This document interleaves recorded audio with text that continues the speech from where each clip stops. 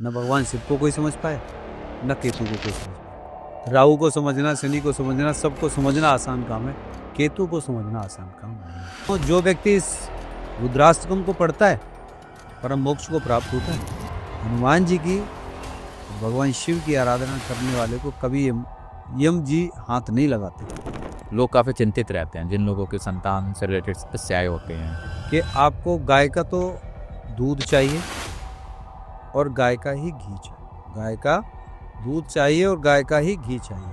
अब बात करते हैं दाम्पत्य जीवन को सुखमय बनाने के लिए भगवान शिव को दही चढ़ाएं। नमस्कार, मैं समस्त एक बार फिर आपका स्वागत करता हूं। दोस्तों, आज का टॉपिक बेहद खास होने वाला है क्योंकि आज हम बात करेंगे भगवान शिव के बारे में।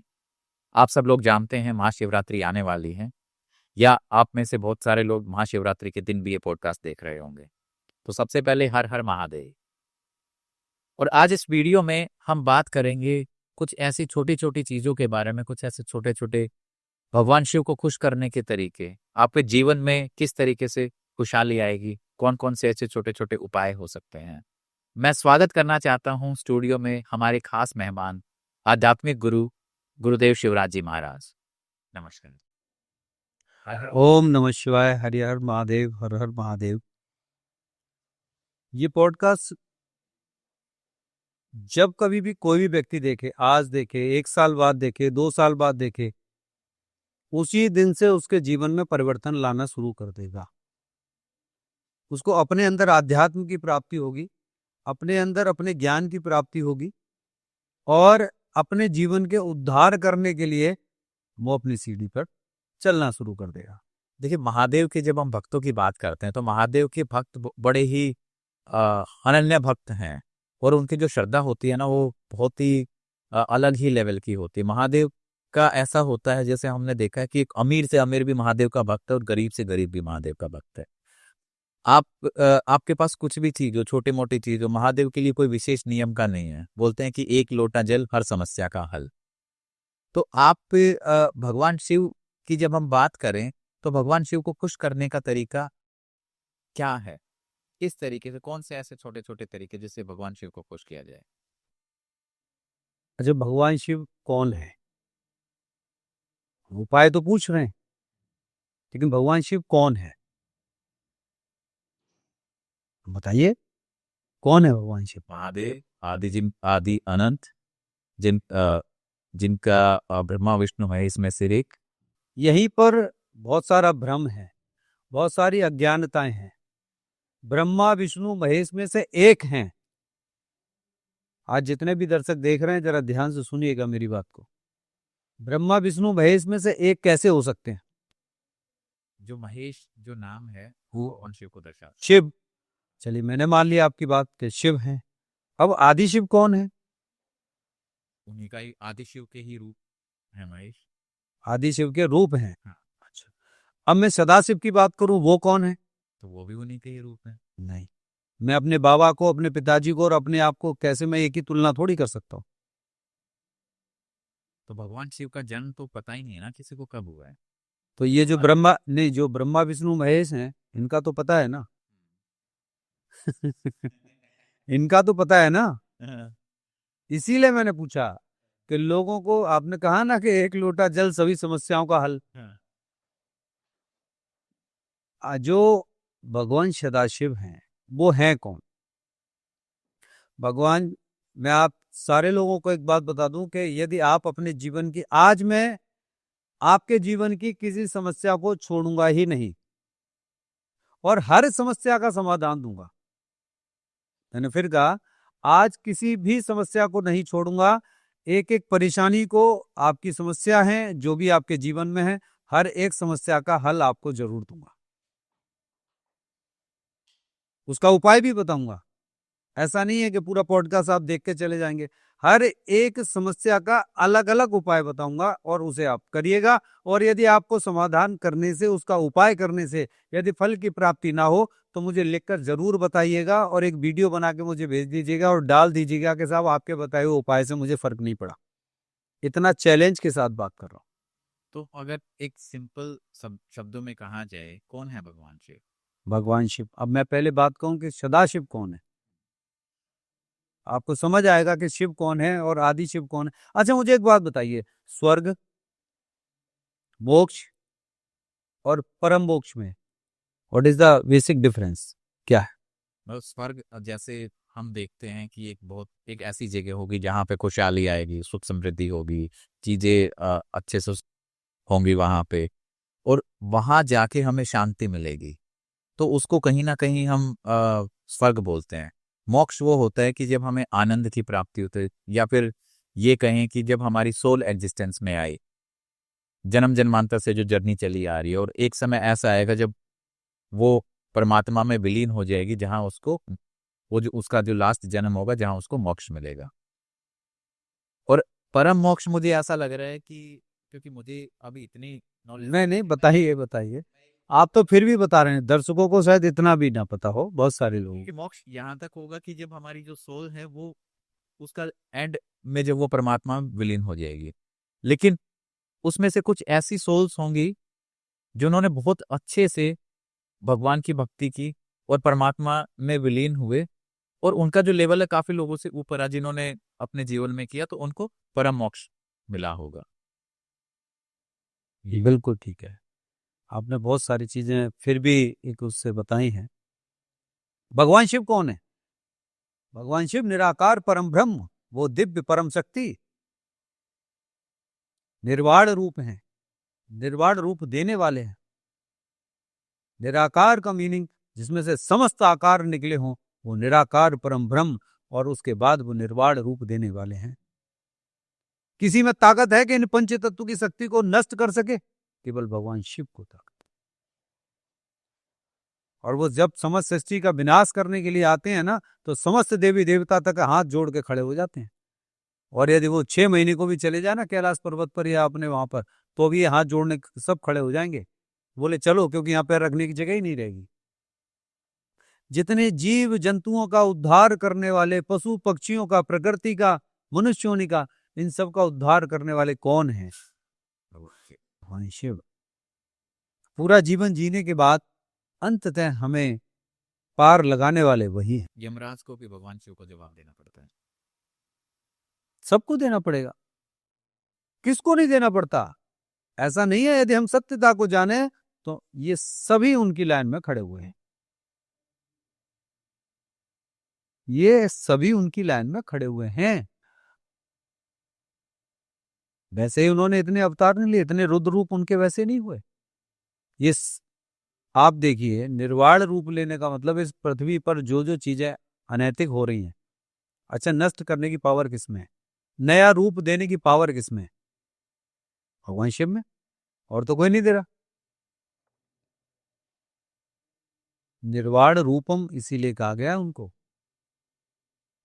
और जो व्यक्ति इस पूरे शिव स्त्रोत को पढ़ता है, उसके जीवन में अंदर से प्रकाश शुरू हो जाता है। और मुझे भी प्रकाश की जो अनुभूति हुई, जो प्राप्ति हुई, वो भी ऐसे ही हुई।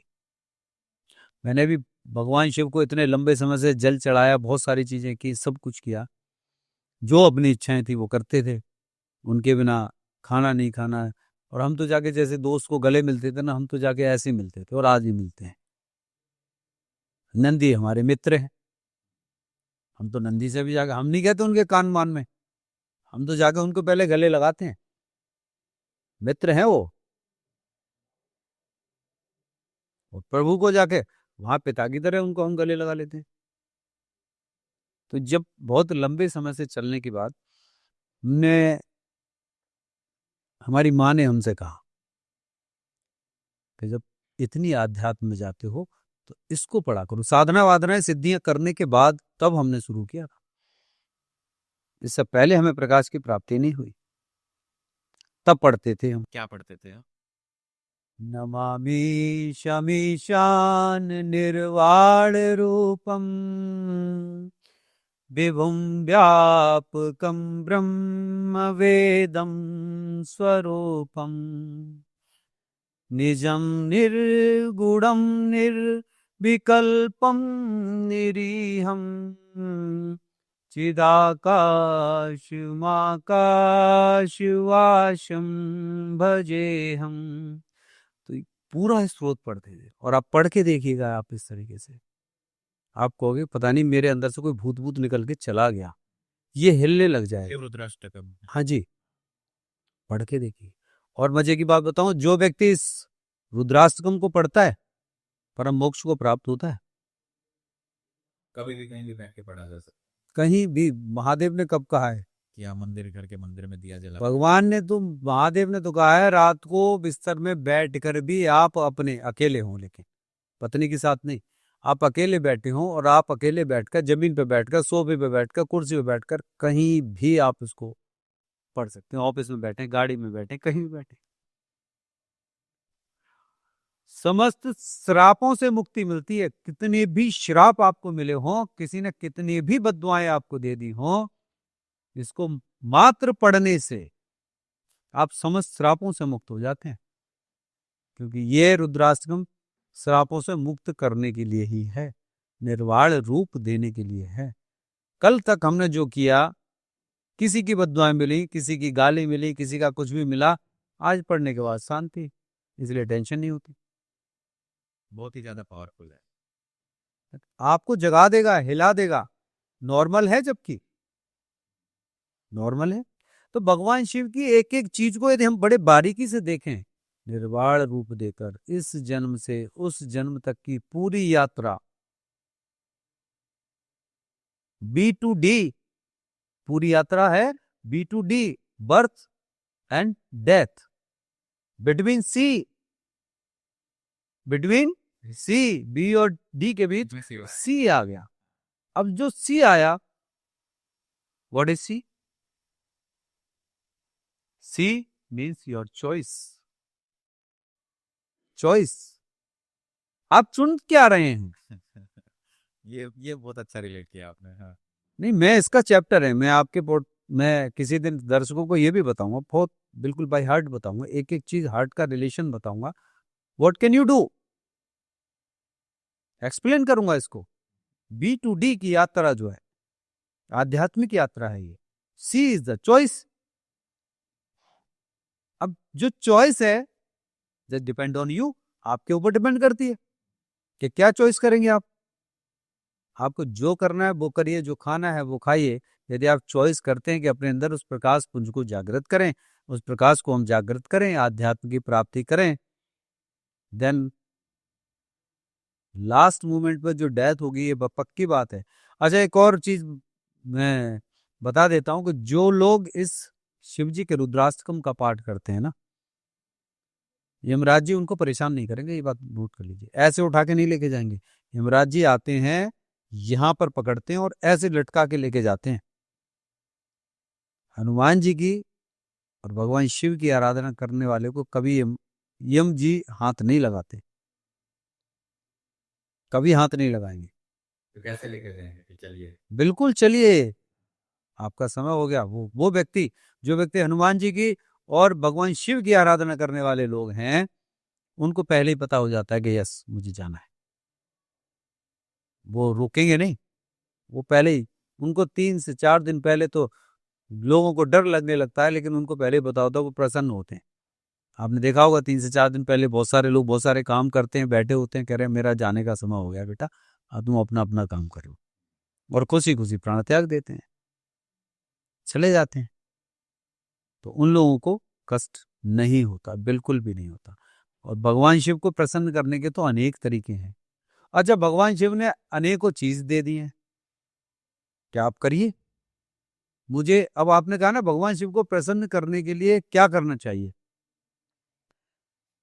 तो मुझे सबसे पहले तो ये बात समझ नहीं आई कि भगवान शिव जी को हम प्रसन्न करें। वो तो ऑलरेडी प्रसन्न है ही, वो तो अपने डमरू बजा रहे हैं गले में नाग देवता को डाल के। वो जिस दिन क्रोधित हो गए, यहाँ पर तांडव हो जाएगा, सृष्टि तहस नहस हो जाएगी। वो तो प्रसन्न है ना। आवश्यकता क्या है, हमें अपने आप को प्रसन्न करने की, कि हम उनको क्या समर्पित करें। मतलब अगर हम ये पूछते हैं कि महादेव शिव को खुश कैसे किया जाए, कि मैं ऐसा क्या करूं कि महादेव की कृपा मेरे पर बरसे।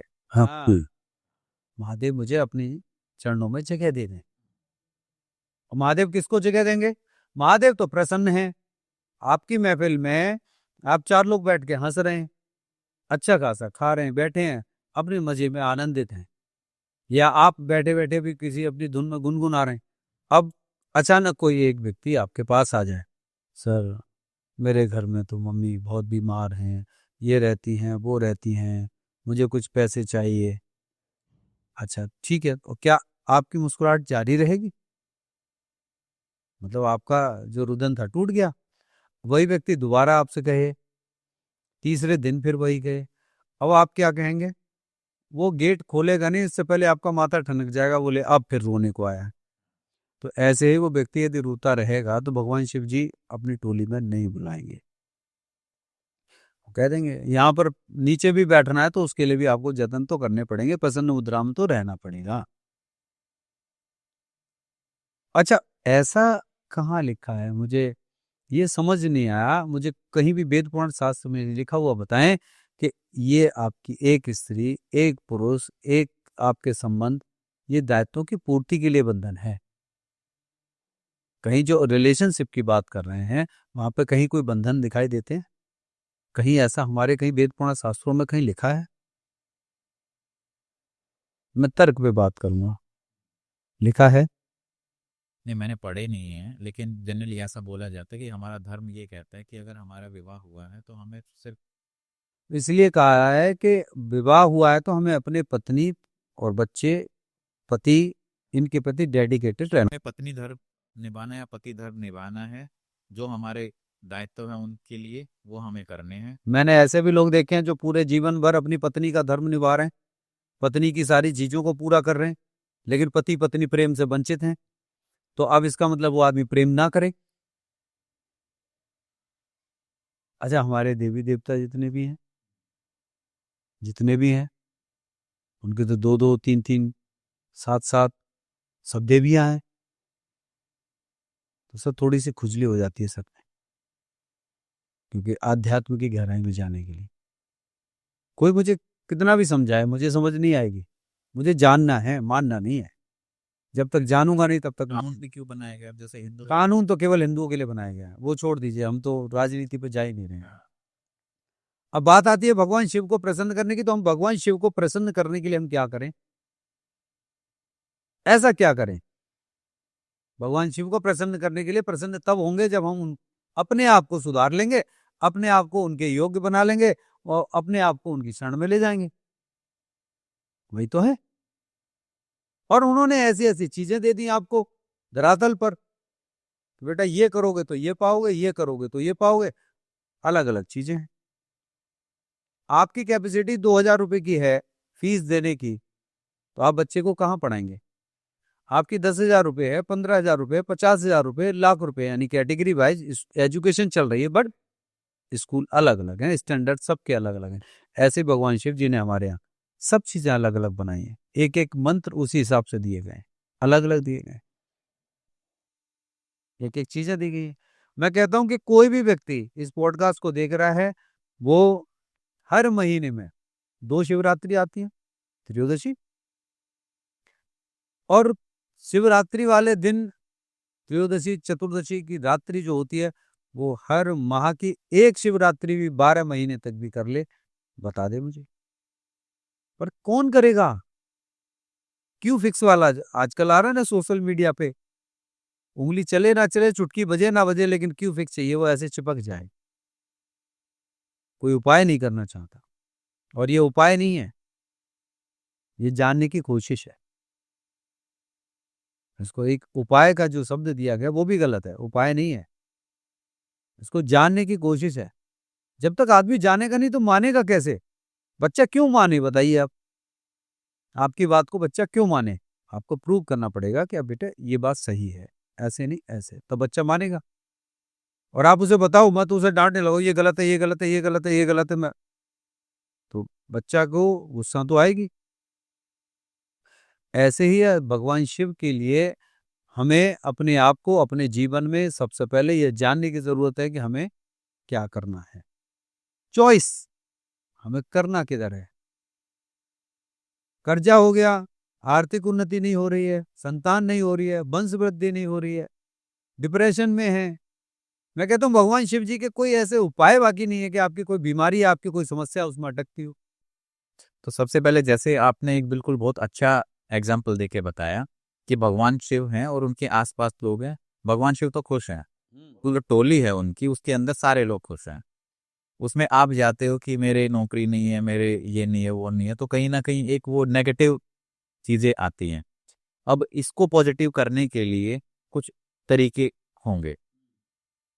तो मैं चाहता हूं कि अगर हम इनकी बात कर रहे हैं, जैसे मान लो कि हम करियर से रिलेटेड बात करते हैं, पदोन्नति नहीं होती, लोग स्टक हो जाते हैं। बहुत सारे यंग एज के अंदर तो लोग वही मांगते हैं कि हे प्रभु मेरी अच्छी नौकरी लगवा दे।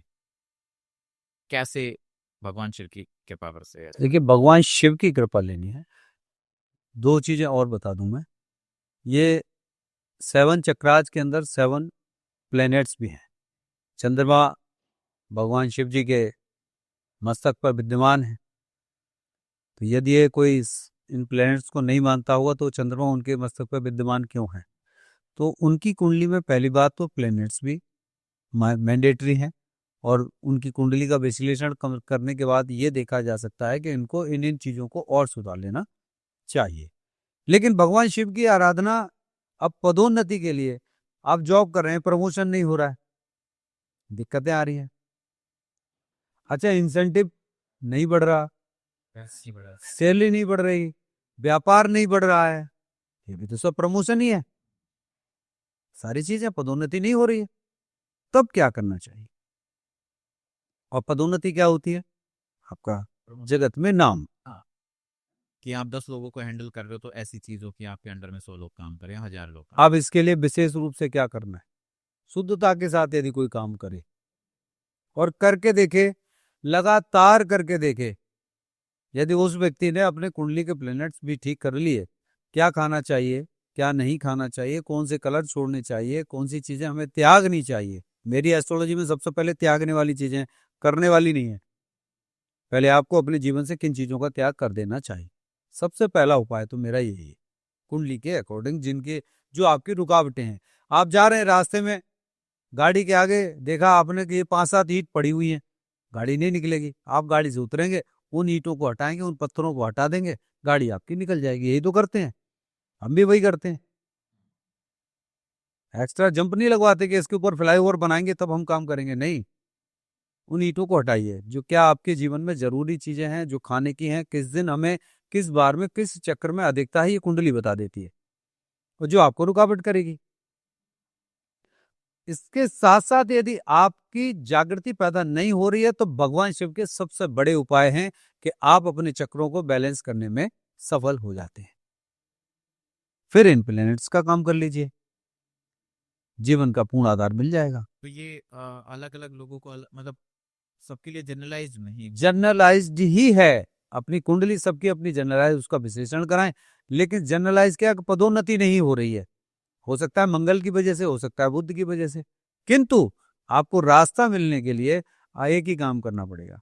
जहां आपने देखा है गन्ने का रस निकालने वाले लोग होते हैं, उसको कहिए भैया पानी से इसको धो दो, साफ कर। और जिस बर्तन में निकालेगा उसको भी कह दो भैया धो दो, इसमें बर्फ नहीं पड़नी चाहिए, नींबू नमक कुछ नहीं पड़ेगा, अभिषेक करेंगे। बर्तन में निकलवाइए, अपने स्टील के बर्तन में आप लेके आ जाइए,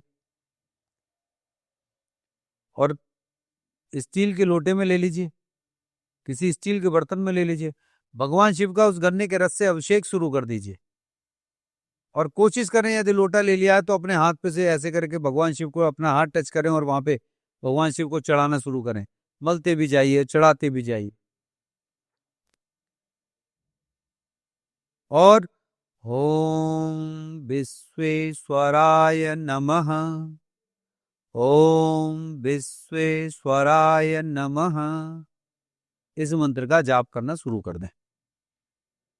और जिसका प्रमोशन नहीं हो रहा, जिसको सोचना होगा मैं तो गन्ने का रस चढ़ा दिया मैंने, 2-4 बार मैंने ओम विश्वेश्वराय नमः बोल के मेरा काम हो जाएगा, बोले नहीं, आपको बैठिए वहां पर, और बैठने के बाद 21 माला का आपको जाप करना है। ओम विश्वेश्वराय नमः, ओम विश्वेश्वराय नमः, ओम विश्वेश्वराय नमः, ये करना शुरू कर दीजिए। आप लगातार करके देखिए, 40 दिन ही आप ऐसा लगातार कर लीजिए, तो 40 दिन में ही आपको रिस्पॉन्स मिल जाएगा। और त्रयोदशी के त्रयोदशी भी आप कर लेते हैं, तब भी 43 त्रयोदशी पूरी होने दीजिए, आपको रिजल्ट मिल जाएगा। 12 त्रयोदशी ही जैसे ही आपकी पूरी होंगी वैसे ही आपको रिजल्ट्स मिलना शुरू हो जाएंगे। जो चीजें खराब चल रही हैं, घड़ी में सेल लगाते ही घड़ी चलने लगती है, लेकिन अभी यदि 6 बजे हैं तो रात को 12 बजने में 6 घंटे लगेंगे, घड़ी चल तो देगी लेकिन 6 घंटे लगेंगे। तो ये उपाय उन लोगों के लिए जिनको नौकरी में प्रॉब्लम आ रही है, प्रमोशंस नहीं हो रहे। हाँ जी। अब यही हम बात करते हैं मैरिज से रिलेटेड। भगवान शिव का जब देखा जाता है 16 सोमवार के व्रत रखते हैं महिलाएं, और कहीं ना कहीं मैरिज से रिलेटेड जो भी प्रॉब्लम होते हैं उसमें ऐसा माना जाता है कि भगवान शिव ही ऐसे देवता हैं जो बहुत जल्दी इस चीज़ का फल देते हैं। तो अगर मान लो किसी के विवाह में अड़चन आ रही है, रुकावट आ रही है, तो इस महाशिवरात्रि या फिर भगवान शिव का वो किस तरीके से पूजन करेगा? मैंने कहा ना, किसी भी शिवरात्रि से शुरू कर दे। आज देख रहे हैं 6 महीने बाद, मतलब मंडे टू मंडे भी शुरू कर दें, त्रयोदशी की त्रयोदशी चढ़ाना शुरू कर दें, महाशिवरात्रियों पे जाके विशेष काम करना शुरू कर दें। दूध, शहद, दूध, शहद और घी, ये तीनों का मिश्रण उनको चढ़ाना शुरू कर दें, और फिर गन्ने का रस। ऐसा हो ही नहीं सकता कि उनके दाम्पत्य जीवन में सुख की प्राप्ति ना हो, होगा ही नहीं। दूध चढ़ाएं, घी नहीं है किसी के पास तो दूध और शहद चढ़ाइए, गन्ने का रस चढ़ाइए। ओम उमा महेश्वराय नमः। ओम उमा महेश्वराय नमः। भगवान शिव जितना अपनी पत्नी हमारी माता श्री जिनको इतना प्रेम करते हैं, और जब आप दोनों के लिए ये चढ़ाने के बाद जब वहां बैठ के इनका जाप करेंगे तो मुझे बताइए क्या लगता है, आप ही बताइए। लगता है तो भगवान शिव नहीं सुनेंगे, दाम्पत्य जीवन में सुख की प्राप्ति होगी। मुझे तो ऐसा लगता है कि अगर हम दिल से भगवान के सामने कोई भी चीज़ रखते हैं सच्चे मन से और सच्ची भावना से, तो भगवान सुनते हैं। हाँ, सुनेंगे, लेकिन हमारे भाव के साथ साथ हमारे रखने का तरीका भी होना चाहिए। यदि वो नहीं है तो थोड़ा सा दिक्कतें आती हैं, आएंगी, फिर वो कहते हैं कि हमें रिजल्ट नहीं मिल कई बार ऐसा भी लगता है कि अगर हम पूरी तरीके से नियमानुसार करें, क्योंकि नियम तो इतने ज़्यादा डीप हैं कि कोई कर ही नहीं पाएगा, फिर उनको तो बहुत ही चुनिंदा लोग होंगे जो कर पाएंगे। कौन से नहीं, मतलब जो हमारी पूजा पद्धति के जो नियम होते हैं वो। किसने बनाए? हाँ, वही तो है, क्योंकि जो हमारे वेद पुराणों में जो लिखे गए हैं। नहीं नहीं, वेद पुराणों में जो नहीं लिखे गए हैं उसके अलावा भी बहुत सारे बने हुए हैं जो चल रहे हैं। हाँ, मतलब जो भक्ति भाव से हैं, क्योंकि वेद पुराण में लिखे गए हैं हमें उस समस्त समूचे अपने संसार को वहां समर्पित करने के लिए। अपने गृहस्थ जीवन में नियमों का पालन करना चाहिए, नियमों का पालन करना चाहिए। नहीं, ग्रस्त में तो करना चाहिए, लेकिन मैं बात कर रहा हूँ भाई पूजा की। हम बात कर रहे हैं कि जब कोई भगवान की पूजा करता है तो अगर पूरी तरीके से नियमानुसार चलेंगे तो कोई ना कोई नियम तो अधूरा रह जाएगा। क्योंकि अगर हम एक ओम नमः शिवाय मंत्र भी लेते हैं तो उसके भी कई नियम हैं कि अगर आपका जनेऊ यज्ञोपवीत संस्कार हो रखा है तो आप ओम नमः शिवाय बोल सकते हैं, नहीं है तो फिर आप नमः शिवाय बोले, महिलाएं शिवाय नमः बोले। तो इसमें तो बहुत सारे नियम वैसे आ जाते हैं। कहाँ आ गया महिलाएं सिवाय नमः क्यों बोले? महिलाएं सिवाय नमः क्यों बोले? ये लिखा गया है। यही चीज तो मैं कहना चाहता हूँ कि अपने अपने अंदर से अपने प्रकाश को इस समझने की आवश्यकता है। वो है कि बहुत सारे ऐसे नियम बनाए गए हैं, तो नियमों के अनुसार तो चलेंगे तो कोई ना कहीं गलती तो होनी है। इसलिए सच्चे भाव से चला जाए तो ज्यादा बेहतर रहता है। बिल्कुल चलें। कुछ अलग से जो नियम है, जो पद्धतियां हैं जिसके अनुसार हमें कर्म करने चाहिए, जैसे सूर्यदेव की आराधना है, सूर्यदेव की आराधना है, और भगवान शिव की आराधना है। बिना अंडरवियर के करनी चाहिए, धोती पहनकर करनी चाहिए। आप महाकाल गए हैं उज्जैन, वहां पर सुबह धोती धोती पहनकर ही बिना अंडरवियर की पूजा होती है। अब आज तो वो भी सब बहुत सारा प्रोफेशनल होते जा रहे हैं, लेकिन होती है ना। सूर्यदेव की आराधना भी, गायत्री मंत्र का जाप भी बिना अंडरवियर के होती है। बिना सिले हुए वस्त्र पहनकर ही पूजा होती है, क्योंकि ये वो आधार हैं जिसमें आदमी जाता है ना तो उसके शरीर पर वस्त्र नहीं होते, वैसे ही कपड़ा बिना सिला हुआ डाल दिया जाता है। तो ये आधार माना गया कि उसमें कोई कटिंग वटिंग ऐसा नहीं होना चाहिए, जैसा है वैसा ही। बिल्कुल वैसा ही। आप उसको किसी भी तरीके से मोड़ के पहने, उसको धोती बना के पहनिए या लपेट के पहनिए, वैसा होना चाहिए।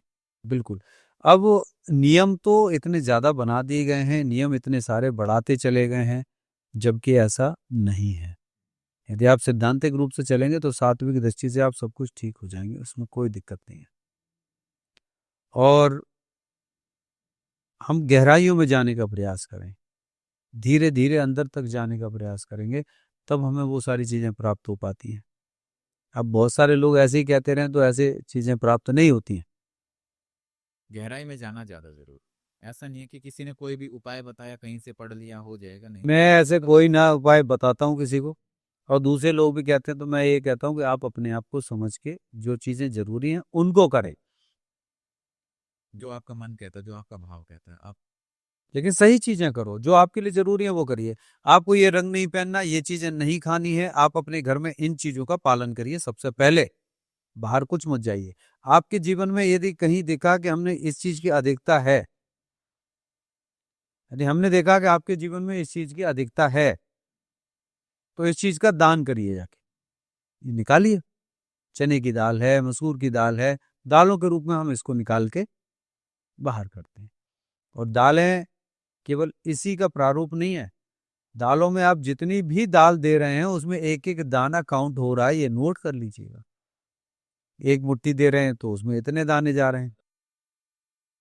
अब आपने 1 किलो दे दिया, तो अब मान लो किसी की सामर्थ्य नहीं है, बट उसकी सामर्थ्य नहीं है, फिर भी उसने इतने दाने तो दिए दिए, वो काउंट होंगे। तो इसी प्रकार ये सारी चीजें हमारी सब दान करने से या इन चीजों को, चक्रों को बैलेंस करने से काम चलता है। चलिए बात करते हैं, मान लो किसी के कर्ज से रिलेटेड समस्या है, लोन चल रहा है, कर्जा हो रखा है, कैसे भगवान। देखिए, करते तो नहीं है लोग, सबसे बड़ी बात। अब करेंगे नहीं, लोन चल रहा है, कर्जा चल रहा है, उनके पास कर्जा लेने का तो समय है, रोने का तो समय है, कर्जे की समस्या झेलने का तो समय है, लेकिन उसके लिए करने का समय नहीं है।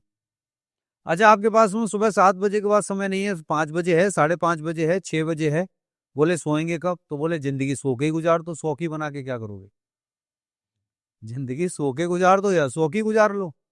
अब सो की बनानी है तो जगना पड़ेगा, सो के गुजारनी है तो कर्ज झेलना पड़ेगा।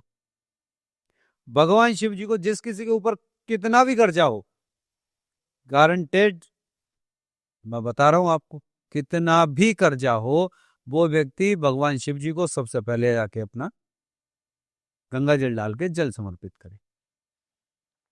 शहद लेकर जाए, शहद शहद चढ़ाए, भगवान शिव को सिर्फ शहद से मले, उनको निलाए, स्नान कराएं, लाल चंदन का तिलक लगाएं और मसूर की दाल दान करें, उनको चढ़ाएं।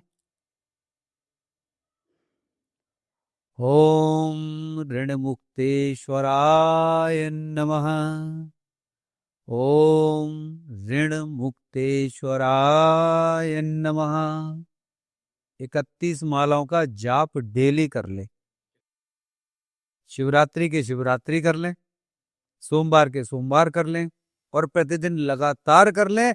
43 दिन के बाद मेरा नंबर स्क्रीन पे दिया है कि आपने ये बताया था, मेरा कुछ नहीं हुआ, लेकिन अपनी कुंडली का विश्लेषण जरूर करा लें, क्योंकि वहां कोई और रुकावट भी तो नहीं है। हाँ, कोई और प्लेनेट बैठा हो तो ये सारा जो ये बैलेंस तो करेंगे, ये 101% इफेक्टिव होगी, लेकिन रुकावटें भी तो हैं, उनका सबका अपना अपना काम है। आपकी आंख अपना काम कर रही है, कान अपना काम कर रहे हैं, पैर अपना काम कर रहे हैं, हाथ आपके अपना काम कर रहे हैं। तो ऐसे ही लीवर, किडनी सब अपना अपना फंक्शनली काम कर रहे हैं। तो ऐसे ही प्लैनेट्स अपना काम कर रहे हैं, और भगवान शिव के स्रोत अपना काम करेंगे, जो आपको इस जीवन से मुक्ति तो देंगे देंगे, कर्ज से मुक्ति भी देंगे। जैसे अभी हमने बात की, कर्जे की बात की, एक होता है हमें सुख शांति चाहिए, धन चाहिए, उसके लिए कैसे भगवान शिव की आराधना की जाए, कैसे भगवान शिव को खुश किया जाए ताकि कृपा बरसे। कृपा बरसे किस किस चीज के लिए? सुख समृद्धि के लिए, सुख शांति के लिए। सुख, प्रेम, समृद्धि, शांति, इन सब के लिए। ये एक अकेली चीज नहीं है सुख। सुख में माता भी है, पिता भी है, पत्नी भी है, बच्चे भी हैं, समाज भी है, जीवन भी है। अब इनमें हमें वो सारी चीजों का मिश्रण करना पड़ता है। गाय का दूध मिल जाता है तो सबसे उत्तम है, सबसे उत्तम है। अब दूध लीजिए, दही लीजिए, उसमें शहद डालिए, बूरा डालिए और गंगा जल डालिए, इनको मिलाइए और जाके पंचामृत बना के भगवान शिव को चढ़ाना शुरू करें। कहें यदि उनको, अब देखिए लोगों को ये नहीं पता होगा कि हमें बोलना क्या है। पंचामृत बहुत सारे लोग चढ़ाते हैं, लेकिन ओम नमः शिवाय, ओम नमः शिवाय, ओम नमः शिवाय, महादेव महादेव महादेव चढ़ा रहे हैं ना। ये जो शक्तियां वो कहां से निकल रही हैं? महादेव के पास जो पावर है वो कहाँ है? अंदर है महादेव। और निकल कहां से रही है? मतलब अंदर से ही निकल रही है। सब जटाओं में से। हाँ। गंगा कहाँ से आ रही है? जटाओं से आ रही है। वो तो वैसे भी आ सकती थी, लेकिन जटाओं से क्यों आ रही है? वेग को काबू करने का काम किसका है? जीवन देने का काम किसका है? गंगा का ही तो है। और इसके वेग को काबू करने का काम जटाओं का है। तो पंचामृत बनाकर भगवान शिव की आराधना करें। जिस किसी के जीवन में सुख, समृद्धि और पारिवारिक समस्याएं हैं, उस व्यक्ति को पंचामृत, दूध, दही, गंगाजल, शहद, बूरा ये मिलाकर भगवान शिव का अभिषेक करते हुए ओम जटाधाराय नमः, ओम जटाधाराय नमः। महादेव बहुत जल्दी खुश होते हैं। और कम से कम 21 मालाओं का जाप करना शुरू करते, 51 माला कर ले। बोले सुख तो चाहिए। मैं तो भोलेनाथ आज पंचामृत चढ़ाया, मेरे घर पहुंचते मेरी पत्नी मेरे गले में अपने हाथों का हार डाल दे। जाते ही सुख मिल जाना चाहिए मुझे। पत्नी चाहेगी कि मेरे पति देव आज आते ही प्रसन्न हो जाए? नहीं। और मैं सबसे एक ही बात कहता हूं, महादेव की पूजा करने जाना है, किसी की भी पूजा करने जाओ, कोशिश करो कि पति पत्नी दोनों साथ जाओ। जो पति पत्नी अलग अलग चलते हैं, घर भी अलग अलग चलते हैं। दिलों में, अमन में, परिवार में दिशाएं भी अलग अलग चलती हैं। बहुत सारी चीजें हैं। इसलिए जिन लोगों के परिवार में, समृद्धि में, उनमें बहुत सारी चीजें हैं, उनको ओम जटाधाराय नमः का, इस मंत्र का जाप करना चाहिए। जिन लोगों के प्रॉब्लम रहते, लाइक मानसिक शांति नहीं है, डिप्रेशन रहता है, एंजाइटी रहती है, ऐसे लोगों के लिए किस तरीके से उनको भगवान शिव की पूजा करनी चाहिए?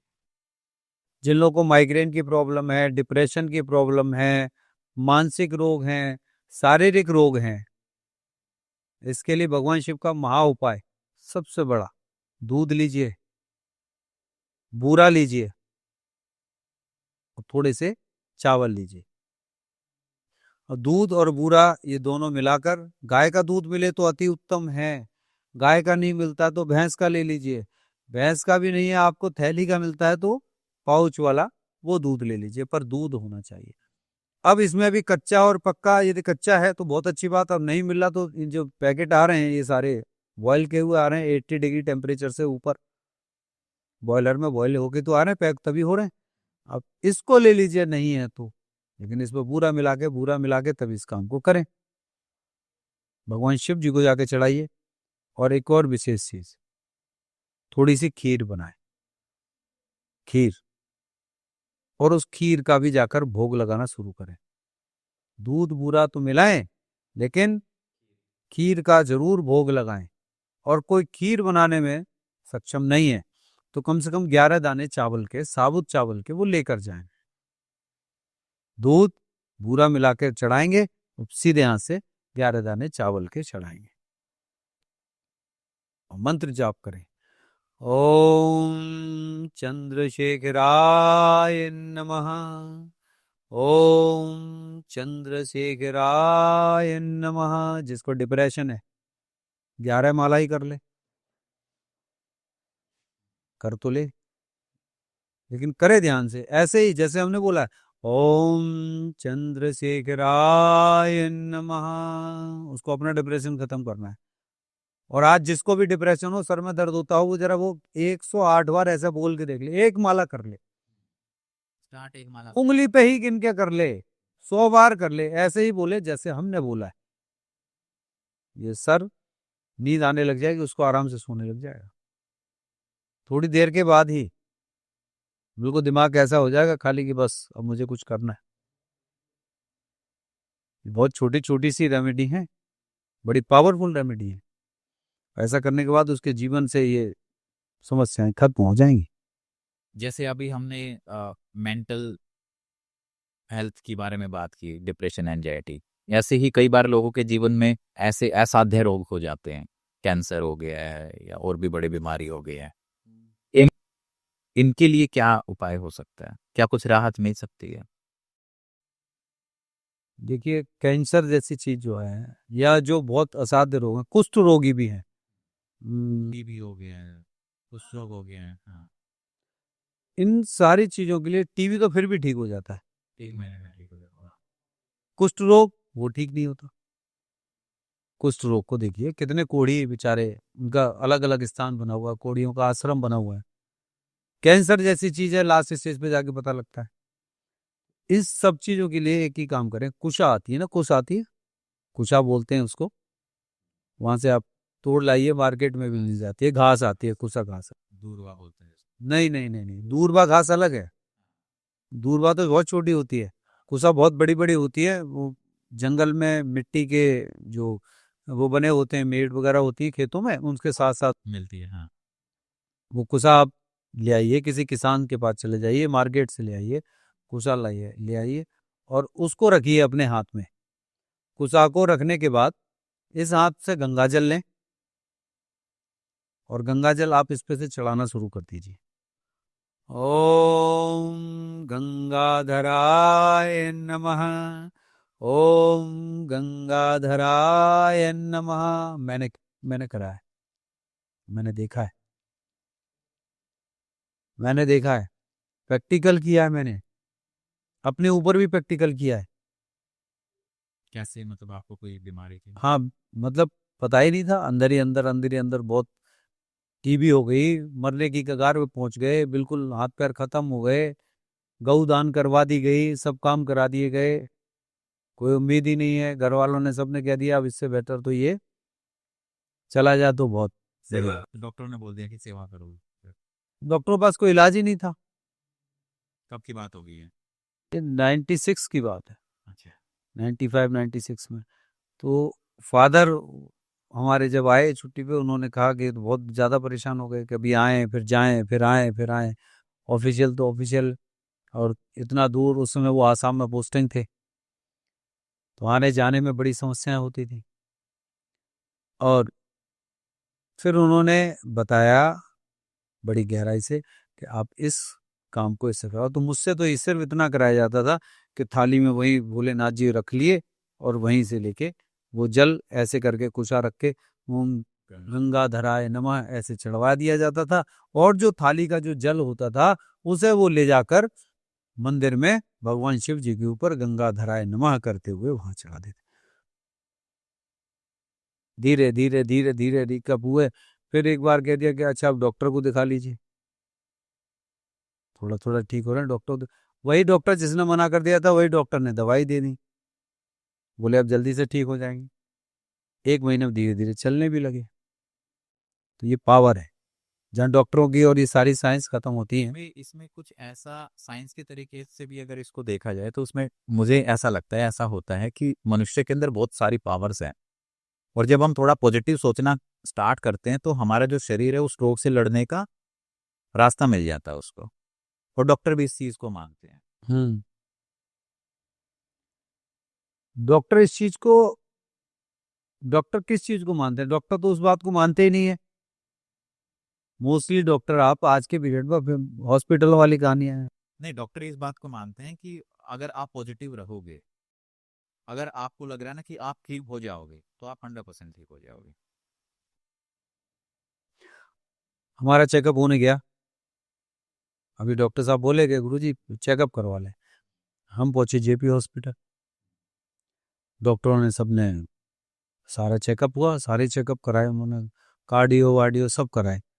तो बोले आपकी बॉडी में कहीं कोई कमी नहीं है, आपका कोलेस्ट्रॉल बढ़ा हुआ आ रहा है, आप थोड़ा सा खाने पीने का ध्यान रखें। डॉक्टर साहब बोले गुरुजी अन्न खाते ही नहीं है। बोले आप अन्न नहीं खाते हैं, थोड़ा सा तेल वेल की चीजें, बोले तेल वेल की चीजें वैसे नहीं खाते। बोले फिर अब एक सबसे ज्यादा चीज थी जो मैंने उनको, मैं सुनता रहा बैठ के, मैंने की जो क्या बोलते गए, मैंने की मैं खाता नहीं। बोले दूध में लेता नहीं, बोले चीनी गुड़ में लेता नहीं। होता क्या है, अब फल खाने नहीं खाने कोई मैटर नहीं है कि माने नहीं रखता कि फल हैं तो खाएंगे हम, नहीं बिल्कुल नहीं, ऐसी साधना में चले। तो हम आलू उबल गए, आलू की सब्जी बन गई, लेकिन छिलके वाले। तो कोलेस्ट्रॉल बढ़ने का कारण यह था कि जो छिलके उतार के आलू खाते हैं ना, उनका कोलेस्ट्रॉल लेवल बढ़ जाता है। फिर डॉक्टर ने कहा कि आप चिकनाई बिल्कुल नहीं लेंगे। जिस दिन से डॉक्टर ने मना किया, उस दिन से मेरा एक नियम और है, सुबह को 2 बड़ी टी स्पून, बड़ी वाली स्पून होती है ना, वो लेकर 1 गिलास पानी में, गिलास में मैंने 2 चम्मच घी डाला, बड़ी वाली चम्मच, और तेज गर्म पानी किया, और उसमें मैंने गर्म पानी डाल दिया, यानी घी मिलाया, और मैंने पीना शुरू कर दिया। मैंने कहा डॉक्टर ने घी खाने के लिए मना किया है ना, तो मेरी एक आदत है, प्रैक्टिकल जरूर करूंगा मैं। अब मैंने वो घी खाना शुरू किया, आप यकीन मानिए उससे इतना फायदा, बाद में मालूम पड़ा धीरे धीरे, उससे आपको हार्ट अटैक में कोई प्रॉब्लम नहीं है, आपकी शुगर में कोई प्रॉब्लम नहीं है, धीरे धीरे शुगर खत्म और हो जाएगा। आप जो कहते हैं ना हार्ट अटैक आएगा ज्यादा घी खाते हैं, मैं कहता हूँ ये मूर्ख बनाने वाले काम है। घी से कोलेस्ट्रॉल बढ़ जाएगा, घी से मतलब आपकी किडनी में, आपकी शुगर में प्रॉब्लम आएगी। जिस आदमी को शुगर हो, वो सुबह को 1 चमचा घी खाना शुरू कर दे। अच्छा, मेरे कहने से वो 8 दिन खाए, 8 दिन बाद बताए। प्योर घी होना चाहिए। ये घी नहीं, मार्केट वाला नहीं, प्योर घी मंगा लीजिए। प्योर घी रियल में पावरफुल है, हाँ, इधर चीजें हैं, बीमारी खत्म कर देगा, ताकत लेके आएगा शरीर में। बिल्कुल कर देगा, बिल्कुल 100% कर देगा। चलिए बात करते हैं, हमने अभी मोक्ष की भी बात की थी। भगवान शिव की भक्ति से या उपाय से क्या ऐसे उपाय किए जाएं कि हम मोक्ष के करीब क्या है? मोक्ष के लिए तो आप ये मान के चलिए कि गाय का घी मिल जाए आपको, केवल गाय का घी, कुछ नहीं करना है।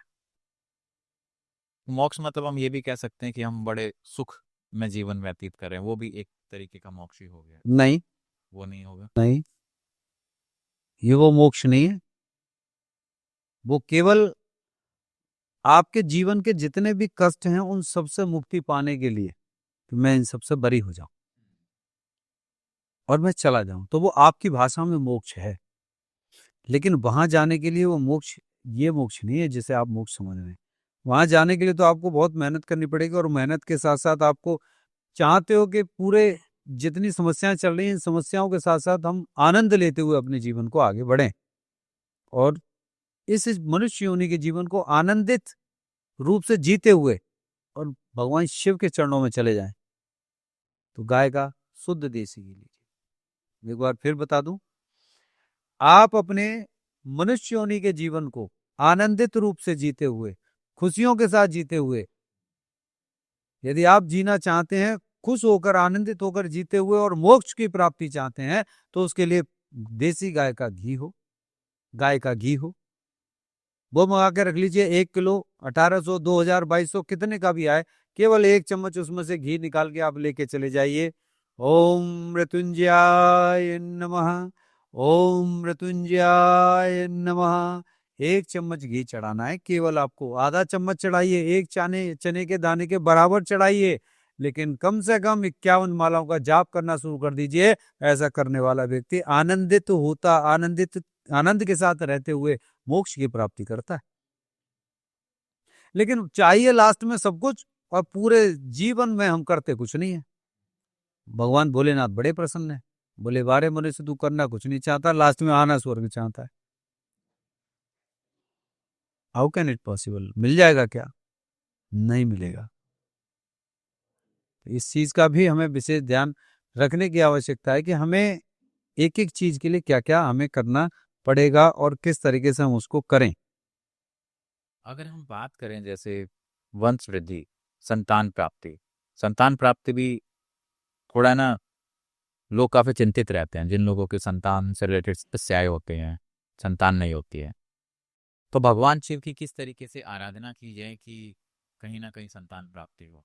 देखिए, संतान प्राप्ति के लिए विशेष रूप से ध्यान देने की आवश्यकता है कि आपको गाय का तो दूध चाहिए और गाय का ही घी चाहिए। गाय का दूध चाहिए और गाय का ही घी चाहिए। आप कितने भी उपाय करो, डॉक्टरों में पैसा फेंको, सारी चीजों को करते रहो, सैरोगेसी से कराइए, आईवीएफ से कराइए, क्या ये नेचुरल प्रक्रिया है? जैसे आप संतान कह सकते हैं? न, संतान तो है लेकिन प्रक्रिया नेचुरल नहीं है। नहीं, पर ये उसमें गारंटी भी नहीं है कि वो संतान आप ही की है। आईवीएफ में जो आप कराने जा रहे हैं वो 100% आपको पता है, वो ट्यूब में रखे हुए वहां पे वो तैयार कर रहे हैं बच्चे को और फिर उसके बाद उसमें डाल रहे हैं, ये गारंटी है? बिक रहे हैं, एग्स बिक रहे हैं, स्पर्म बिक रहे हैं, लिए जा रहे हैं, और मोस्टली पति पत्नियों को पता ही नहीं है। मैं आपको सत्य बता रहा हूं इस बात को। पति को पता नहीं है कि किसके स्पर्म लिए गए, पत्नी को पता नहीं किसके एग्स लिए गए। नहीं, इतना तो ट्रांसपेरेंसी होती है, कुछ कुछ जगह नहीं होती होगी लेकिन मैक्सिमम जगह ट्रांसपेरेंसी होती बहुत सारे केसेस मेरे पास ऐसे भी हैं जहां पर पता ही नहीं है, पत्नी ने आके उन्होंने बोला है तो उसका स्पर्म लिए गए थे उधर, इनका तो लिया भी नहीं गया। है। तो पत्नी को लेकिन पता है ना। अब पत्नी को पता है, लेकिन बहुत सारी जगह तो ऐसा होता है कि डॉक्टर भी देखते हैं, वो कहते हैं कि नहीं पैसे दे आता है आदमी, पैसे दे आता है, उसको ये नहीं पता तो कि किसका स्पर्म लिया गया, किसके एग्स लिए गए, ये भी नहीं पता होता है। अच्छा, 55 साल 60 साल की एज में जाके वो एग्स लिए जा रहे हैं क्या? 58 साल की लेडी के एग्स हैं? एग्स हैं क्या? नहीं है। अब आईवीएफ से बच्चा कैसे हो रहा है? नेचुरल कहेंगे आप? नेचुरल नहीं है प्रक्रिया, मतलब ये तो मैन मेड प्रक्रिया है। वंश वृद्धि के लिए जिनको अपना वंश वृद्धि करना है, जिनके संतान उत्पन्न नहीं हो रही है, वो गाय का शुद्ध दूध लें, कच्चा दूध लें और गाय का घी लें और स्टील के लोटे में उसके गले तक दूध को भरने के बाद 1 चम्मच उसमें घी डाल दें और उसको लेकर जाएं, भगवान शिव के मंदिर में जाएं और भगवान शिव को जाके फिर समर्पित करें और तब जाके उनसे प्रार्थना करें। जल दूध चढ़ाते जाइए और उनको बोलते जाइए। उस काम के लिए ओम नमः शिवाय इस मंत्र का वंश वृद्धि के लिए, अपने जीवन की वृद्धि के लिए ही इनका जाप करना और परमात्मा में लीन होना, तब आपको वो प्राप्ति अवश्य होगी। ओम नमः शिवाय का जाप करें और कम से कम ओम नमः शिवाय की 51 मालाओं का प्रतिदिन जाप करें। इसमें भी 1.5 घंटा लगेगा, इससे ज्यादा नहीं लगेगा। लेकिन लोगों के पास इतना समय नहीं है। चाहिए आईवीएफ तो हो सकती है पैसा लग जाएगा। पैसा लगा देंगे, सब काम हो जाएगा, लेकिन अपना परमात्मा से कनेक्शन नहीं जोड़ सकते। जहां कनेक्शन जुड़ जाएगा वहां सब कुछ हो जाएगा। तो महादेव है, बारिश करने वाले हैं, नया रूप देने वाले हैं। कब बदल, उनके आगे सारे देवता हाथ जोड़ के खड़े रहते हैं, इसीलिए देवों के देव महादेव बोला गया, महाकाल बोला गया उनको। और इतने भोले भंडारी हैं कि जब देने पे आते हैं तो चप्पड़ फाड़ के देते हैं। असीम कृपा, उसको कोई समझ ही नहीं पाता। तो वंश वृद्धि के लिए सबसे बढ़िया उपाय है कि आदमी उसको करना शुरू कर दे, तो बहुत बढ़िया। अगर हम बात करें जैसे भूमि, भवन, वाहन, इसके लिए मान लो लोग स्टक हो रखे हैं, मतलब आगे बढ़ ही नहीं पा रहे हैं, किसी के पास गाड़ी नहीं है, घर नहीं है, समस्याएं ऐसे हैं, तो भगवान शिव की किस तरीके से आराधना? दही ले लें। जिनको भूमि चाहिए, भवन चाहिए, वाहन चाहिए, बहुत लंबे समय से वो उन सारी चीजों को नहीं ले पा रहे हैं, जीवन बीत गया बेचारों का, तो क्या करें? मिश्री लें। मिश्री में थोड़ा सा दही मिलाएं, थोड़ा सा दही मिलाएं, मिश्री थोड़ी गाढ़ी गाढ़ी हो जाएगी, उसमें जैसे कहते हैं ना मक्खन में मिश्री मिला लेते हैं, ऐसे ही उसमें मिश्री में मिला लें, दही के साथ मिश्री को मिला लें। और यदि है उनके पास, थोड़ा सा चने के दाने के बराबर देसी घी उसमें मिला लें, और मिलाने के बाद फिर उनको चढ़ाना शुरू करें। पहले गंगा जल चढ़ाएं और फिर ये चढ़ाएं, और चढ़ा के वहीं बैठकर ओम भुवनेश्वराय नमः, ओम भुवनेश्वराय नमः, इस मंत्र की जाप शुरू कर दें। अब बताइए, भूमि, भवन, वाहन, ये सारी चीजें छोटी तो है नहीं, जीवन का सारा सुख इसमें। अब उसे कहा कि 24 घंटे में से मैं आपके 23 घंटे मान लेता हूं, 1 घंटा मुझे दे दो, तो जो दे देगा वो पालेगा, जो नहीं देगा, जो सोएगा वो खोएगा, फिर तो प्राप्ति होनी नहीं है। तो हमें करना आना चाहिए, पता नहीं है हमें, इसलिए लोग बाग बहुत पीछे रह जाते हैं। एक जैसे हमने जब हम असाध्य रोग की बात कर रहे थे, ऐसे क्रोनिकल डिसीजेस, डायबिटीज आजकल लोगों के बहुत होती है, डायबिटीज के लिए क्या करना चाहिए? डायबिटीज में मधुमेह, डायबिटीज, शुगर, किडनी खराब, इसका पहला कारण तो एक होता है कि बृहस्पति खराब होंगे, पहली बात। और महादेव की कृपा लेनी है तो ये विशेष रूप से ध्यान रखें कि गाय का दूध लें, उसमें शक्कर मिलाएं, चीनी ना मिलाएं, शक्कर मिलाएं, या जैसे गुड़ है या अपना गुड़ मिला लें, मिश्री मिला लें, उसको मिलाना है, चीनी नहीं मिलानी है।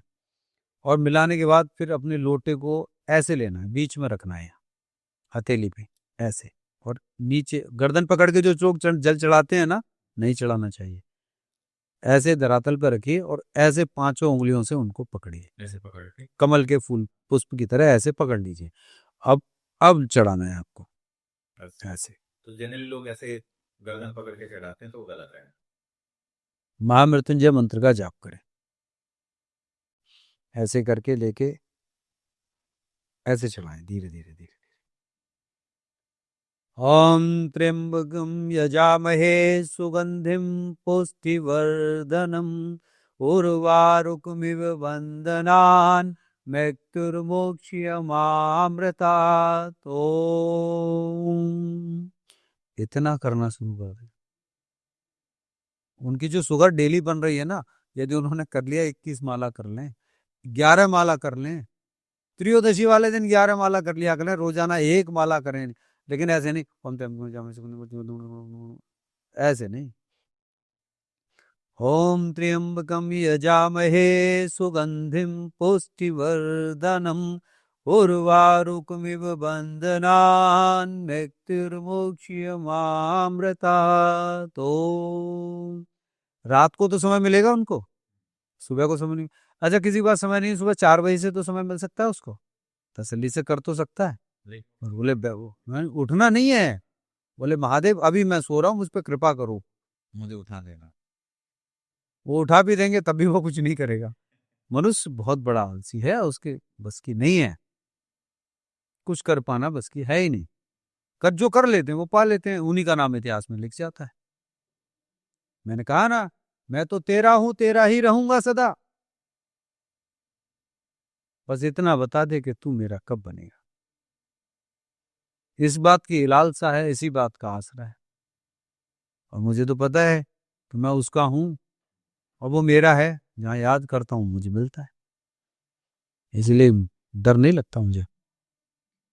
जैसे अभी हमने बात की कि मैरिज से रिलेटेड समस्याएं, करियर से, बिजनेस से, बीमारियों से, अब व्यक्ति खुश है, ठीक है, जो प्राप्त है वही पर्याप्त है, वो ये उसका मानना है, लेकिन उसको आध्यात्म में जाना है। उसको अपना स्पिरिचुअल जर्नी है, उसके आध्यात्मिक जर्नी है, वो उसको आगे बढ़ानी है। उसके लिए भगवान शिव की कृपा कैसे पाई जाए? आध्यात्म में जाने के लिए, प्रभु की कृपा पाने के लिए, अपने अंदर के प्रकाश को जागृत करने के लिए किसी भी 3 तीर्थों का जल लेकर आओ। जैसे आप कहीं भी गए, 3 तीर्थों का जल ले आइए, बड़े बड़े तीर्थों का जल ले आइए। वृंदावन से जल लिया जा सकता है, अयोध्या से, प्रयागराज से, उज्जैन से, हरिद्वार से, ऐसे। हरिद्वार से लाइए, प्रयागराज से लाइए, उज्जैन से लाइए, नासिक से लाइए, त्र्यंबकेश्वर से लाइए, केदारनाथ से लाइए, बद्रीनाथ से लाइए, गौमुख से लेकर आइए, नीलकंठ से लेकर आइए। ये है, मैंने वृंदावन और इनसे नहीं बताया, भगवान शिव के जो आधार हैं उन तीर्थों से किसी भी 3 तीर्थों का जल ले आए। ज्यादा कर ले आए तो और अच्छी बात है। 3 तीर्थों का जल लाकर एक जगह मिक्स करके रख लीजिए, या तीनों को बराबर मात्रा में अपने लोटे में डालिए और उस लोटे को डाल के भगवान शिव को जाके चढ़ाना शुरू कीजिए। ओम सदाशिवाय नमः, ओम सदाशिवाय नमः करना तो शुरू करें, अद्भुत चमत्कार देखने को मिलेंगे। अज्ञानता और अंधकार अंदर से खत्म हो जाएगा। जीवन में कितनी भी बड़ी विपत्ति आ जाए, कितना भी बड़ा लॉस हो जाए, कितना भी बड़ा कुछ भी हो जाए, जिसके नसीब का होगा, देखिए परिवार में नहीं है तो वो लॉस होगा, परिवार के नसीब में है तो आपको मिल जाएगा, वो आ जाएगा, तो वो सब चीजें वहां पे खत्म हो जाएंगी। आप एस्ट्रोलॉजी इतने सालों से कर रहे हैं, भगवान शिव का और हमारी कुंडली का क्या कनेक्शन? भगवान शिव का, हाँ देखिए, ये तो आपने ज्योतिषों में फिर वही फैलाने वाली बातें कर दी। जिस समय पर आदि शिव आदि शक्ति, फिर वापस जाना पड़ेगा, जहां पर आदि शिव आदि शक्ति एक प्रकाश के पुंज और प्रकाश के प्रारूप बने, तो भगवान शिव ने ही पराशर जी को ज्योतिष सौंपी थी। ये ज्योतिष तब से है, सृष्टि में प्रकाश डालने का काम करती है। भगवान शिव की डायरेक्टली सीधे सीधे भगवान शिव की दी हुई है वो ज्योतिष। ज्योतिष का मतलब ज्योति प्लस ईश, अर्थात वो ईश्वर की ज्योति है। जहां पर समस्त सृष्टि में कहीं भी अंधकार है, किसी भी चीज की गणना करनी है तो उसके लिए ही ज्योतिष बनी है। ये पाखंड वाले ज्योतिष नहीं, ज्योतिष है उसका नाम, पवित्र ज्योतिष, पुण्य ज्योतिष, पूर्ण ज्योतिष उसको बोला गया है। अब यहां से तो पुण्य को पूर्ण को इन्होंने पा से जोड़ दिया, बोले पाखंड ज्योतिष जितनी अच्छी से अच्छी बना सकते हैं उतनी अच्छी पाखंड बनाएंगे नहीं। तो भगवान शिव का और ज्योतिष का वही संबंध है जैसे हम और हमारी सांसें, यही संबंध है। इस विषय पे ज्यादा और एक्सप्लेन करूंगा, आपका पॉडकास्ट लंबा हो जाएगा, लेकिन फिर कभी बात करेंगे। लेकिन हमारी सांसें और हमारे फेफड़ों का और हमारी सांसों का, हमारी बॉडी का जो संबंध है वही भगवान शिव और ज्योतिष का संबंध है। तो जैसे प्लैनेट्स होते हैं, हम अलग अलग प्लैनेट की बात करें तो क्या भगवान शिव की पूजा से हर प्लैनेट का समाधान हो सकता है? बिल्कुल संभव। मतलब इसलिए मैं पूछ रहा हूँ क्योंकि जैसे किसी का मंगल नीच का है या कोई ऐसी प्रॉब्लम है तो उसको मंगल ग्रह से रिलेटेड या फिर हनुमान जी से रिलेटेड बोला जाता है, या शनि की 7.5 ही चल लिया, शनि ढैया चल लिया तो बोलते हैं आप हनुमान जी की आराधना करें, है ना। तो हर ग्रह को किसी न किसी से जोड़ दिया जाता है। भगवान शिव की सच्ची आराधना करने वाले को शनि के ढैया का डर लगेगा? तो मैं वही जानना चाहता हूँ कि क्या हर प्लेनेट, अगर हम 1 बाय 1 देखें हर प्लेनेट को, तो क्या उससे समाधान मिल सकता है? 100% मिलेगा।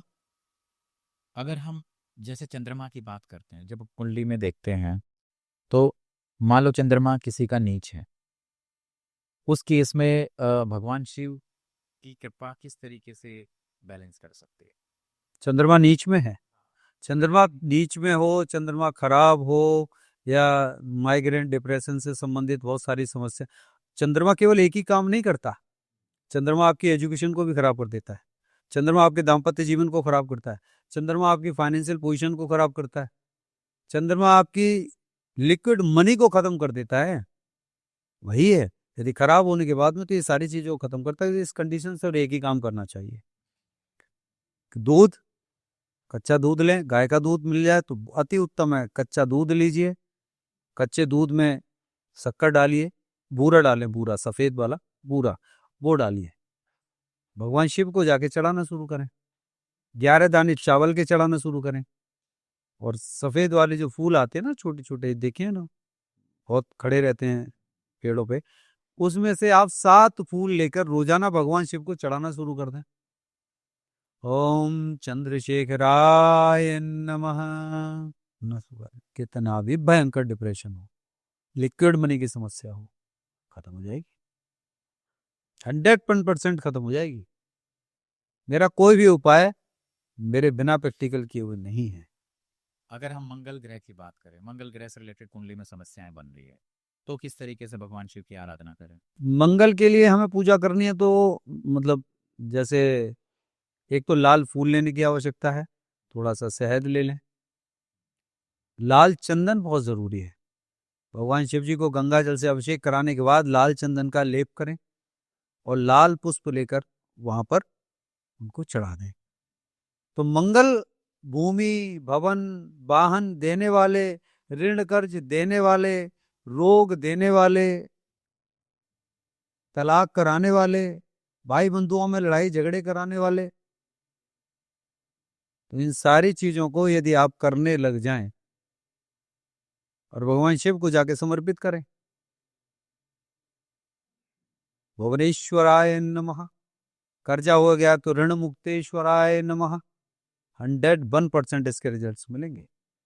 लाल फूल ही चढ़ाना है और थोड़ी सी लाल मसूर की दाल मंगलवार को भोलेनाथ जी को समर्पित कर दें। डेली चढ़ाना शुरू कर दें, ज्यादा कर जाए तो उतर जाएगा। ये नहीं करेंगे और सारी चीजें कर लेंगे। ऋण कर्ज से संबंधित एक और बताऊं, गणेश जी का ऋण मुक्ति स्त्रोत हो, आप उसका डेली पाठ करना शुरू करें। लेकिन ये केवल पढ़ने से काम नहीं चलेगा। मैंने बहुत बार बोला है, केवल रटंत विद्या फलंत। किताब से देख के पढ़े उसमें समस्या प्रॉब्लम है कुछ? नहीं, किताब से देख के तो पढ़ें, लेकिन मन के भाव, प्रभु के चरणों में समर्पण, मतलब के लिए नहीं। मतलब के लिए तो प्रभु को भी पता है कि बड़ा मतलब ये है, समझ जाते हो, दिक्कत पैदा होगी। इसलिए मंगल को ठीक करने का सबसे बड़ा उपाय है, वो तो आसानी से भी किया जा सकता है।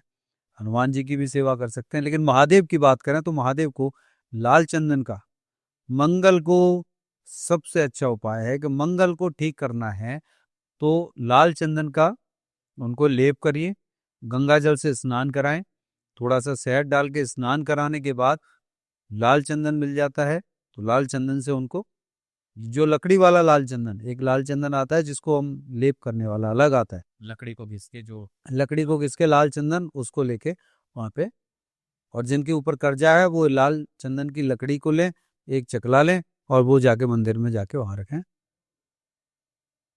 हो जाएगा। जिनके जीवन में बुध ग्रह से रिलेटेड समस्याएं आ रही हैं, कुंडली में बुध ग्रह से रिलेटेड जो भी समस्याएं आती हैं वो जीवन में चल रही हैं, तो महादेव शिव की किस तरीके से पूजा आराधना करनी चाहिए? 3 बेलपत्र लीजिए, और बुद्ध छोटी चीज नहीं है, बुद्ध ग्रह सब कुछ देने वाले हैं, वाणी बुद्धि विद्या तो देते ही हैं, और जिनके खराब हो जाए उन्हें नपुंसक भी बना देते हैं। जितने किन्नर देख रहे हैं सब बुद्ध के प्रकोप से ही हैं, श्रापित हैं, क्योंकि बुद्ध खुद अपने आप में एक श्रापित संतान तो है। तो 3 बेलपत्र लें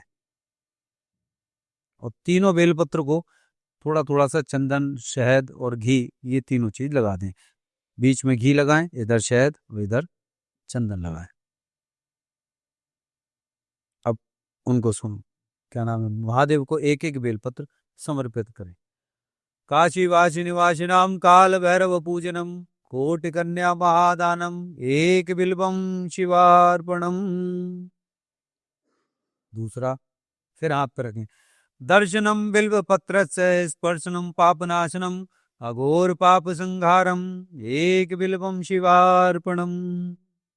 अब तीसरा बेलपत्र ले, त्रिदलम त्रिगुणाकारम त्रिनेत्रम च त्रियायुधम त्रिजन्म पाप संहारम एक बिल्वम शिवार्पणम, अर्थात 3 जन्मों के पापों को भी नष्ट करने की ताकत यदि है तो इस बेलपत्र में है।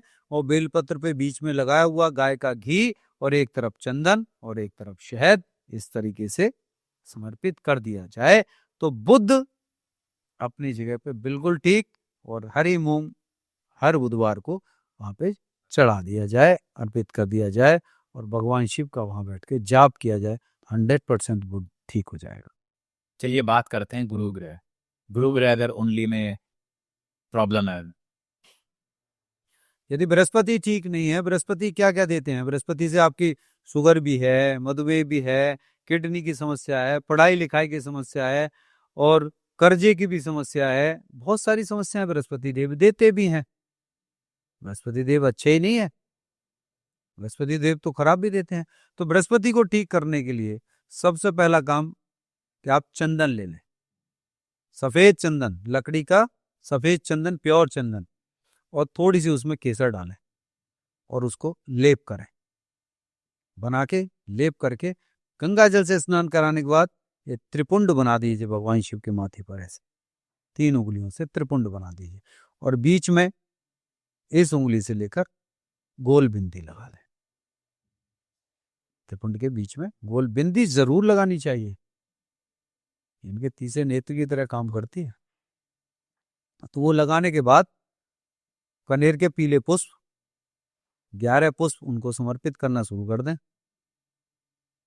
गाय को रोटी देना शुरू कर दें, बृहस्पति देव सुधर जाएंगे,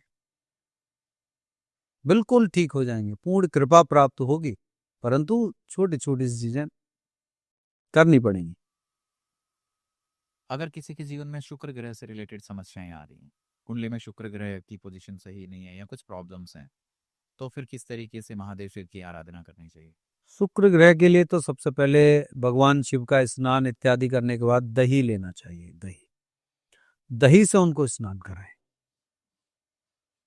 दही दान भी करें। दही, जिनका शुक्र ठीक नहीं है, नीच में है, उन लोगों के लिए विशेष रूप से शुक्रवार को दही खाना नहीं चाहिए। बाकी दिन वो दही बूरा डालकर, शक्कर डालकर उसको खाना शुरू करें। 1 चम्मच दही उनको डेली खाना है। जिनके शुक्र अच्छे हैं वो शुक्रवार को भी खा सकते हैं, लेकिन भगवान शिव को दही से स्नान कराने के बाद जल से स्नान कराइए और उसके बाद इत्र उनके ऊपर लगाइए और गुलाब के फूल ये मिल जाए तो ये भगवान शिव को चढ़ाइए। और माता गौरा और भगवान शिव के बीच में जो स्थान है वहां पर देसी घी का दीपक चढ़ाइए। देखिए भगवान शिव, शुक्र अपने आप ठीक, भगवान शिव का और शुक्र का तो बहुत गहरा नाता है, शुक्राचार्य का, तभी तो ये सारी ज्योतिष और वो सब चीजें इन्हीं को प्राप्त हैं। भगवान शिव की सांसें हैं ज्योतिष, तीसरे नेत्र का प्रकाश है ज्योतिष, पाखंड बना दिया है। अब शनि इनके शिष्य हैं। अगर हम शनि ग्रह की बात करें, मान लो कि कुंडली में शनि ग्रह से रिलेटेड समस्याएं आ रही हैं, तो फिर भगवान शिव की कैसे आराधना करें? भगवान शिव जी को जाके सबसे पहले काले तिल हाथ में लीजिए और काले तिल भगवान शिव जी को चढ़ाइए और गंगा जल लीजिए, अपने हाथों से गंगा जल डालते हुए भगवान शिव जी का स्नान कराइए। भगवान शिव जी को हाथ से ऐसे गंगा जल डालते हुए स्नान कराइए और स्नान कराने के बाद में थोड़े से उड़द लीजिए, उड़द जो है भगवान शिव जी को वहीं चढ़ाकर और वहीं उनको प्रणाम करने के बाद शिव जी से प्रार्थना करें, निश्चित रूप से ठीक हो जाएंगे। नीले कलर के पुष्प चढ़ाइए उनको, नीले कलर के फूल चढ़ाएं। ऐसे राहु के लिए है, उनके लिए भी काले तिल चढ़ाइए, थोड़ा सा गुड़ चढ़ाइए, नीले पुष्प चढ़ाइए। अब भगवान विष्णु की कृपा और भगवान शिव की कृपा, दोनों की कृपा यदि राहु देव को मिले, विष्णु जी ने चक्र से काटा था इनका, विष्णु जी ने तो काटा था, तो इसके लिए विष्णु जी का सहस्त्र नाम का पाठ भी किया जाता है राहु को शांत करने। हाँ जी, विष्णु जी को समर्पित किया जाता है, वो सहस्त्र नाम का पाठ यदि उनको समर्पित किया जाए तो ये प्रॉब्लम खत्म हो जाती है। लेकिन भगवान शिव को हम काले तिल चढ़ाने के बाद यदि गुड़ चढ़ाकर और नीले पुष्प चढ़ा देते हैं तो राहु की पोजीशन ठीक हो जाए। ऐसे केतु की होती है, पलाश के फूल उनको चढ़ाने चाहिए, पलाश पुष्प संकासम, ये पलाश के पुष्प लेकर उनको चढ़ाए जाए, काले तिल चढ़ाए जाए। तो ये केतु की जो समस्या। अच्छा, सबसे बड़ी बात क्या है, अच्छा मैं सारे प्लैनेट्स की बात करूं तो केतु और भगवान शिव में क्या डिफरेंस है? न भगवान शिव को कोई समझ पाए, न केतु को कोई समझ पाए। राहु को समझना, शनि को समझना, सबको समझना आसान काम है, केतु को समझना आसान काम नहीं है। तो केतु के लिए भी ये सबसे बड़ी रेमेडी है कि पलाश के पुष्प मिल जाते हैं तो भगवान शिव जी को चढ़ाया जाए, काले तिल चढ़ाए जाए। और कोशिश ये करें कि काले तिल के साथ साथ जो गुड़ है ना, वो गुड़ पहले से ही जल में डाल लें और गुड़ जल में घोल लें थोड़ी सी ज्यादा, या शक्कर ले आए तो शक्कर विशेष जैसे गाढ़ा गाढ़ा होता है ना, जैसे चटनी जैसी, वो उसको पहले चढ़ाएं, फिर जल चढ़ा के उनको स्नान कराने के बाद फिर पलाश के पुष्प चढ़ाएं। केतु धूप की तरह, धुएं की तरह, उस कि जैसे धुएं में कुछ दिखाई नहीं देता, उस गहराई में, उस अंधकार में जाने वाली वो पूरी की पूरी दृष्टि है। पलाश के पुष्प चढ़ाइए वहां पर, केतु प्रसन्न हो जाएंगे और जो आप चाहते हैं वो उस गहराई में आपको मिलेगा भी। चलिए जाते जाते अगर मैं एक सवाल पूछूं कि भगवान शिव की परम कृपा, परम मोक्ष भगवान शिव के माध्यम से कैसे पाया जाए? पूर्ण कृपा प्राप्त करनी है तो भगवान शिव के लिए सबसे पहला तो एक सफेद चंदन की लकड़ी आपको लेनी है और गंगा जल, दो चीजें हैं। लेकिन भगवान शिव की पूर्ण कृपा इतना आसान नहीं है। पूर्ण कृपा का मतलब है संपूर्ण जीवन एक तरफ और भगवान भोलेनाथ का प्रेम और समर्पण एक तरफ, ये भी पूरा करना है, लेकिन उधर उसमें टच से मस ना हो, कुछ भी हो जाए। तो ये गारंटी है, निश्चित है कि वो लगातार यदि कर लेगा ना 2.5 साल 3 साल, तो 3 साल में प्राप्ति हो जाएगी। मैं भगवान शिव तो नहीं हूं, मैं तो खुद कहता हूं प्रभु 3 साल में मुझे दे दो, मुझे 4 साल में दे दो, हो सकता है 5 साल भी लग जाए। लेकिन गंगा जल से स्नान कराएं और सफेद चंदन का लेप लगाएं, करते रहिए और किसी मंत्र का भी जाप करें। उनको लेप इस तरीके से लगाना है, ऐसे करके पूरा ढंग से लेप लगाएं और कहें ओम श्री गुरुदेव शिवाय नमः, ओम श्री गुरुदेव शिवाय नमः। इस मंत्र का जब जाप करेंगे तो महादेव, मैं कह रहा हूं, वो कहीं भी बैठे हों तो सुनेंगे। श्री गुरुदेव शिवाय नमः निश्चित रूप से सुनेंगे। और सिद्धियां प्राप्त करनी है, आज सिद्धियां प्राप्त करनी है और सिद्धियों में कहीं कोई दिक्कत हो रही है तो आप उनको सबसे पहले जाके जल चढ़ाकर उनको कहिए, कोई भी सिद्धि भगवान शिव की पूजा के पाठ के बिना तो होती नहीं है, करनी पड़ेगी। तो वहां पे जल चढ़ाइए, जल चढ़ा के संभव हो तो खीर का भोग जरूर लगाइए। अभी मैं एक और वो बताऊंगा, दाम्पत्य जीवन को सुखमय बनाने के लिए महा उपाय। तो उनको जाके गंगा जल चढ़ाने के बाद आपको कुछ नहीं, ओम सिद्धेश्वराय नमः, ओम सिद्धेश्वराय नमः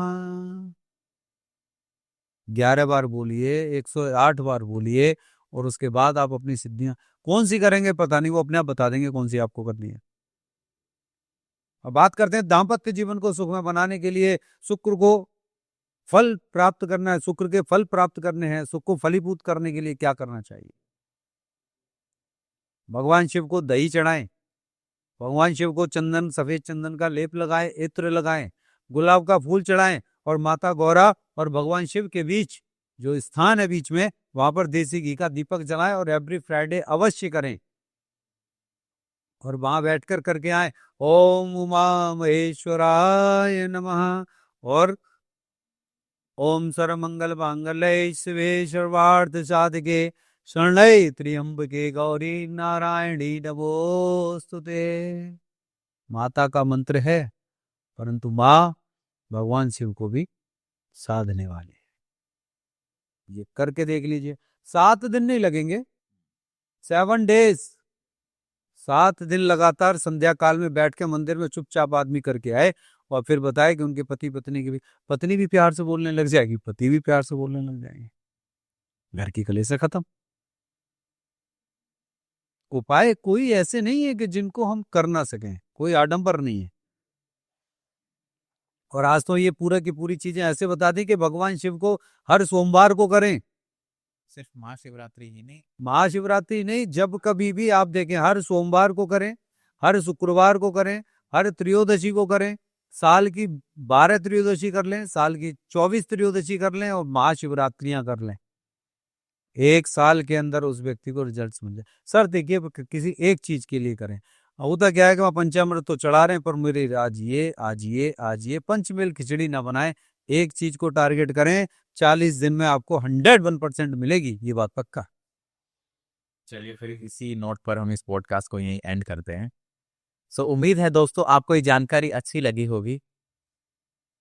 अगर आपके कोई भी सुझाव हैं या फिर आप गुरुदेव से कुछ कुंडली से रिलेटेड कुछ पूछना चाहते हैं तो आप gurudev-shivraj.com पर जाकर अपॉइंटमेंट ले सकते हैं या नीचे दिए गए नंबर पर आप बात कर सकते हैं।